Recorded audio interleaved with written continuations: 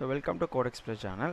So இன்னைக்கு டாபிக்ல வந்து நம்ம sum of two values தான் பார்க்க போறோம். So last time வந்து sum of two values பார்த்திருந்தோம். So அதுல வந்து பாத்தீங்கன்னா நம்மளா வந்து values வந்து நம்ம டிக்ளேர் பண்ணியிருந்தோம். பட் இந்த டைம் நம்ம என்ன பண்ணலாம்னா ஒரு யூசர்ல இருந்து values கெட் பண்ணி அதை வந்து sum of values நம்ம கால்குலேட் பண்ணி பார்த்துக்கலாம். So யூசர் வந்து கால்குலேட் values கெட் பண்றதுக்கு நான் கொஸ்டின் அரைஸ் பண்றேன் ஃபர்ஸ்ட். ஸோ அதுக்கு வந்து பாத்தீங்கன்னா console.write நான் யூஸ் பண்ணிக்கிறேன்.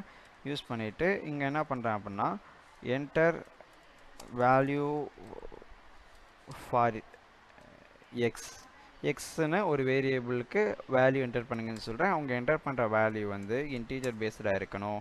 ஸோ அதை வந்து நான் x அப்படின்ற ஒரு வேரியபிளை நான் ஸ்டோர் பண்ணிக்கிறேன்.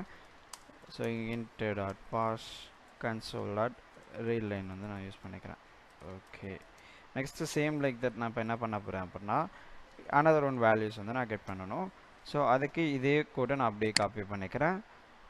காப்பி பண்ணிவிட்டு y என்ற இன்னொரு வேரியபிளுக்கு நான் வேல்யூ வந்து யூசர்ட்ட வந்து நான் கேட்க போகிறேன். ஸோ அதை கேட்டதும் அதை என்டர் பண்ண வேல்யூவை நான் y என்ற வேரியபிளை நான் ஸ்டோர் பண்ணிப்பேன்.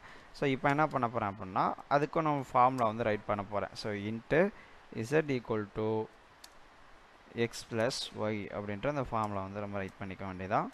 பண்ணிவிட்டு அதுக்கப்புறமா வந்து console.write லைன் யூஸ் பண்ணி நம்ம பிரிண்ட் பண்ணி காட்ட வேண்டியதான் யூசருக்கு டோட்டல் வேல்யூஸை.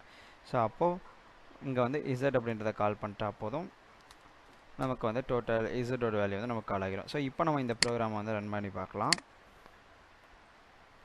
ஸோ என்டர் வேல்யூ ஃபார் எக்ஸுக்கு ஏதாவது ஒரு வேல்யூ என்டர் பண்ண சொல்லுது. நான் வந்து 55 அப்படின்ற மாதிரி நான் என்டர் பண்ணுறேன். அண்ட் என்டர் கொடுத்ததுக்கப்புறம் என்டர் வேல்யூ ஆஃப் ஒய் அப்படின்றத கேட்குது. ஸோ ஒய்யோட வேல்யூ எதாவது என்டர் பண்ண சொல்லு. நான் என்ன பண்ணுறேன்னா இங்கே 66 அப்படின்றத கொடுக்குறேன்.